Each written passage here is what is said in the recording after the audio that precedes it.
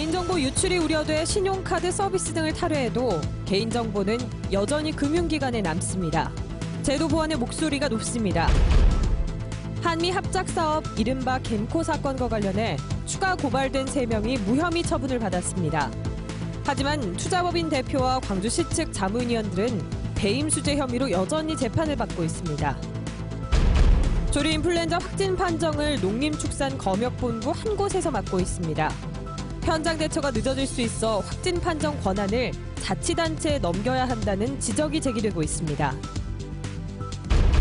김황식 전 국무총리가 새누리당 황우여 대표로부터 서울시장 출마를 공식 제안받았다며 책임감 있는 자세로 심사숙고하겠다고 말했습니다. 여러분 안녕하십니까?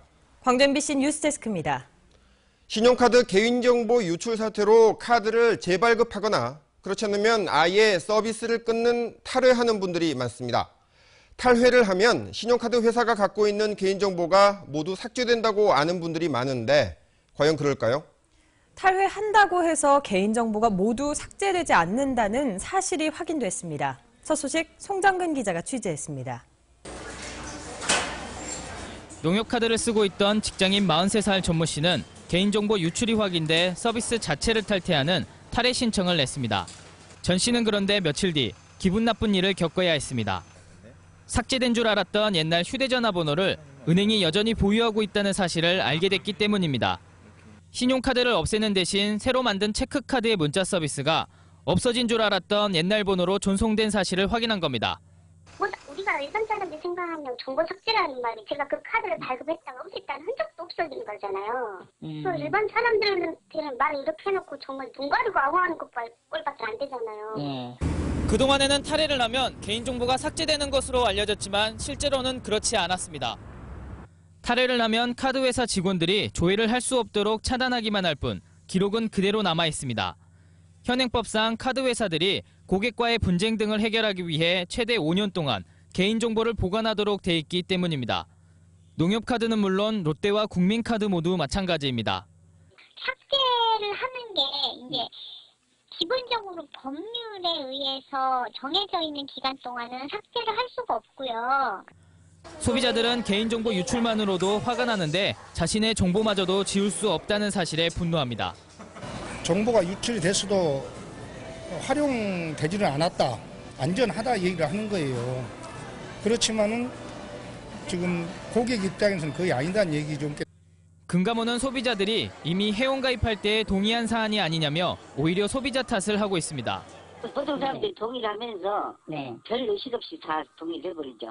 만약에 동의를 하셔야 이게 되는데요. 그러면은 다시 제보를 해봐야죠. 개인정보를 삭제할 권리도 마음대로 못하는 현실을 개선할 수 있는 제도 보완이 시급합니다. MBC 뉴스 송정근입니다. 여수 기름 유출 사고와 관련해 오늘 피해 보상 첫 번째 회의가 열렸는데 해양수산부가 여기서도 GS 칼텍스 측을 옹호하는 듯한 발언을 해 어민들의 반발을 샀습니다. 보상 주체를 GS 칼텍스로 하느냐 마느냐를 놓고도 설전이 오갔습니다. 나현호 기자입니다. 여수 해양항만청에서 열린 원유 유출 사고와 관련한 첫 번째 회의입니다. 회의를 주관한 해양수산부가 GS 칼텍스를 옹호하는 듯한 발언을 하자 피해 어민들이 강하게 반발합니다.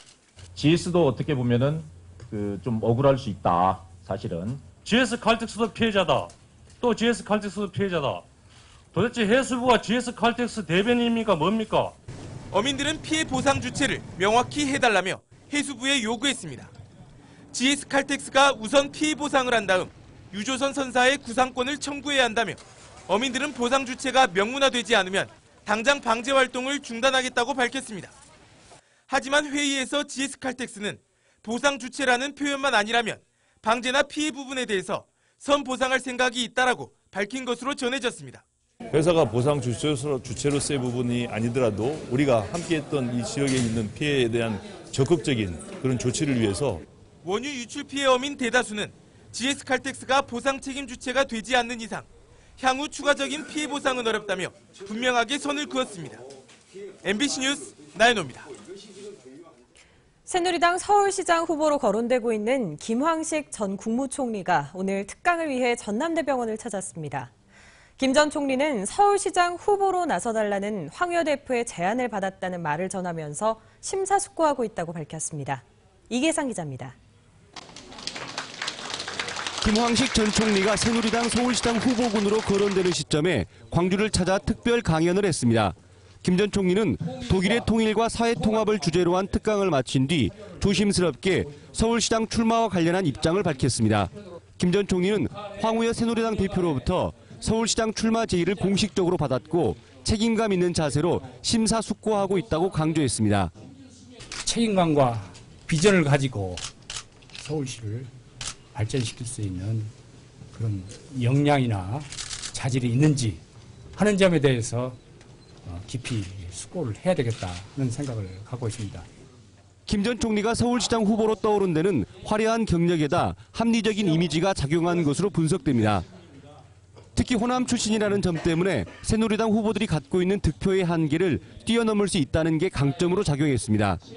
김 전 총리가 새누리당 서울시장 후보로 나설 경우 호남 출신 인사들의 지지를 받게 될 가능성이 높아서 민주당이나 안철수 신당 쪽에는 상당한 위협이 될 것으로 전망됩니다. MBC 뉴스 이계상입니다. AI 검사와 확진 판정 권한, 현재는 농림축산검역본부 한 곳에서 맡고 있습니다. 이러다 보니 초기 대처가 늦을 수밖에 없다는 불만의 목소리가 나오고 있습니다. 검사와 판정 권한을 자치단체에 넘기라는 겁니다. 문현철 기자입니다. 해남 시오리 농장에서 AI 첫 의심 신고가 들어온 게 지난달 24일 오후. 확진 판정은 이틀 뒤에 나왔고 그때서야 매물 처분과 이동 제한 등의 조치가 이루어졌습니다. 이전까지는 농장 주변을 통제하는 게 고작이었습니다. AI 의심 신고가 접수되면 가금류 샘플을 축산검역본부에 보내 정밀 검사를 의뢰하는데 결과가 나오기까지 보통 2-3일씩 걸립니다. AI 전염 속도가 빠르고 치사율이 높은 점을 따졌을 때 초기 방역에 구멍이 뚫릴 수 있다는 우려를 낳고 있습니다. 이 때문에 정밀 검사와 확진 판정 권한을 해당 자치단체가 맡아야 한다는 목소리가 커지고 있습니다. 확정 판정하기까지에 걸리는 시간이 많다 보면은 그만큼 확산의 어떤 범위들이 넓어진다는 그런 의미가 되겠죠. 그래서 이런 확정 판정을 해서 바로 신속하니 방역 조치를 할 수 있는 그런 시스템을 빨리 갖추는 것이 무엇보다 중요하다고 판단이 됩니다. 자치단체는 자체 보유한 인력과 장비로도 AI 정밀 검사는 물론 바이러스를 안전하게 관리할 수 있다고 주장합니다. 구제역과 AI 등 국가 재난형 가축 전염병 발생이 잦아지고 피해도 눈덩이처럼 불면서 자치단체 차원의 신속한 현장 대응 능력이 요구되고 있습니다. MBC 뉴스 문현철입니다. 고교 시절 전교조 탄압에 저항했다 제적을 당한 강위원 전 한총련 의장을 기억하십니까? 지금은 사회복지운동가로 변신해 활동을 하고 있는데요. 오늘 24년 만에 모교에서 졸업장을 받았습니다. 박수인 기자가 만났습니다. 조카뻘 되는 고등학생들의 박수를 받으며 한 중년 남자가 졸업식 단상에 오릅니다. 이 학교 3학년이던 1989년 전교조 탄압에 저항하는 시위를 주도하다 옥고를 치르고 제적됐던 강위원 씨. 민주화 운동 유공자로 명예를 회복하고 제적 24년 만에 모교 후배들과 함께 명예 졸업장을 받았습니다. 축하드립니다. 전교조 선생님들을 지키려다 최연소 시국 사범이 돼서 제적된 강 씨의 삶은 이후에도 질곡의 연속이었습니다. 검정고시로 전남대에 입학한 뒤에는 한총련 의장으로 활동하다 4년 넘게 감옥살이를 했습니다. 지금은 농촌복지 공동체를 이끌고 광산구 노인복지관 관장으로 일하며 새로운 인생을 살고 있습니다. 학생운동가에서 사회복지사로 이웃과 삶을 나누고 있는 강 씨에게 언제나 변함없는 건 24년 전의 다짐입니다. 우리 선생님들이 직장 다 잃어가고 처자식 다 굶겨가면서 사모님들 보따리 장사하게 만들면서 저를 이렇게 새롭게 키워놓으신 분이어서 전교조는 영원히 저의 동반자입니다. 그래서 이 졸업장이 좀 슬픕니다. 사랑하는 제자의 고통을 멍에로 지고 살아왔던 당시 해직 교사들도 이제야 마음의 짐을 내려놨습니다. 이렇게 졸업장까지 받으니까 많은 짐이 덜어진 것 같은 그런 홀가분한 그런 생각이 들고 24년 만에 받아든 졸업장. 하지만 온몸을 던져서 지켰던 전교조의 참교육 운동이 또다시 위기에 놓인 현실 앞에서 강 씨는 마음껏 기뻐하지도 못했습니다. MBC 뉴스 박수인입니다. 광주 지역 초등학교 신입생 수가 2년 연속 늘어난 것으로 나타났습니다.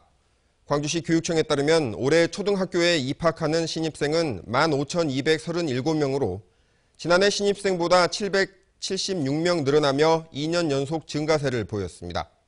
2004년 이후 10년 동안 초등학교 신입생이 2년 연속 늘어난 건 이번이 처음입니다. 광주시 교육청은 황금 돼지해였던 2007년생들이 올해 초등학교에 입학한다며 일시적인 출생률 급증에 따른 현상으로 보고 있습니다. 5.18 민주화운동 기념일이 100일 앞으로 다가왔지만 임을위원 행진곡을 기념곡으로 지정하는 문제가 여전히 풀리지 않고 있습니다. 민주당 김동철 의원은 오늘 국회 대정부 질문에서 임을위원 행진곡을 5.18 기념곡으로 지정하라는 국회 결의안이 통과된 지 7개월이 지나도록 정부가 논의조차 하지 않는 건 직무유기라고 지적했습니다. 이에 대해 정홍원 총리는 진행 상황을 알아보겠다고만 답했습니다. 한편 국가보훈처는 오늘 대통령에게 연두 업무 보고를 하면서 기념곡 지정 문제는 보고하지 않았습니다. 지난해 말 광주 지역 사회를 떠들썩하게 했던 겜코 사업 추가 고발 사건이 검찰에서 무혐의 처분을 받았습니다. 고발된 사람들 가운데 강훈태 시장의 아들이 있어서 관심을 끌었는데 검찰이 국제 사기극을 공모했다는 주장을 입증할 근거가 없다며 무혐의 처분했습니다. 김인정 기자가 보도합니다. 참여자치 21은 지난해 11월 광주시의 한미 합작사업 겜코 사업과 관련해 강훈태 광주시장의 아들을 포함한 3명을 추가 고발했습니다. 미국 측 사업자에 대한 기술 검토 보고서를 부정적인 것에서 긍정적인 것으로 바꿔 광주시에 70억 원의 투자 손실이 끼쳤다는 주장이었습니다. 수사에 나선 검찰은 고발장 접수 석 달 만에 고발 내용이 모두 혐의 없음 결론을 내렸습니다.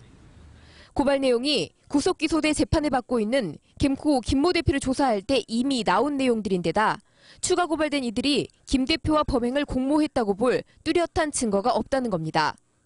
검찰은 그러면서 강훈태 시장에 대해서는 미국 측 회사의 기술력이 없다는 사실을 사전에 알았다고 보기 힘들다며 수사할 계획이 없다고 밝혔습니다. 이 같은 내용이 알려지자 광주시 측은 환영했고 고발한 시민단체는 강하게 반발했습니다. 검찰이 이미 다양한 증거 자료를 입수하고도 수사를 중단하거나 무혐의 처리한 것은 말이 안 된다고 보죠. 그리고 또한 저희도 2차적인 어떤 절차를 밟으려고 준비하고 있습니다. 하지만 무혐의를 받았다고 해서 이 사건이 다 끝난 것은 아닙니다. 투자법인 대표와 광주시 측 자문위원들이 배임 수재 혐의로 재판을 받고 있기 때문입니다. 광주시가 미국 측 업체에 속아 670만 달러를 사기당했다는 겜코 사건의 진실은 결국 현재 진행 중인 재판 결과가 나와야 가릴 수 있게 됐습니다. MBC 뉴스 김인정입니다. 겜코 사업과 관련해 추가 고발된 관련자들이 무혐의 처분을 받은 데 대해 강훈태 시장 측은 논평을 내고 사필 규정으로 환영한다고 밝혔습니다. 강훈태 시장 측은 그동안 과도한 의혹 제기로 사실이 왜곡되고 과장되었다며 검찰의 처분을 계기로 이제 더 이상 정치적으로 악용되는 일이 없기를 바란다고 덧붙였습니다. 한비던전에서 발생한 근로자 사망 사고에 대해 노동청이 과태료를 부과했습니다. 광주지방고용노동청은 한비던전 협력업체인 한전 KPS가 안전관리 소홀로 사고를 냈다고 판단하고 과태료 4,400만 원을 부과했다고 밝혔습니다. 한편 사고를 수사 중인 경찰도 현장 안전장치 등에 대한 국과수 감식 결과가 나오는 다음 주 중 현장 책임자를 입건할 예정이라고 밝혔습니다. 한편 지난달 6일 한비던전 방수로에서 작업 중이던 협력업체 근로자 2명이 숨진 채 발견됐습니다. 사흘 전 발생한 동부대우전자 물류창고 화재와 관련해 국과수 감식 결과 전기 누전으로 불이 난 것으로 밝혀졌습니다. 광주광산경찰서는 국과수와 함께 실시한 감식 결과 공장 송풍기 쪽에서 전기 단락 흔적이 발견됐다며 전기 누전으로 인해 불이 난 것으로 결론지었다고 밝혔습니다. 지난 3일 밤 11시 50분쯤 광주시 광산구 장덕동 동부대우전자 물류창고에서 불이 나 소방서추산 5억 원의 재산 피해를 내고 13시간 만에 꺼졌습니다. 광주시가 도심 재생을 위해 양동 발산마을에 예술인 촌을 조성하기로 했습니다.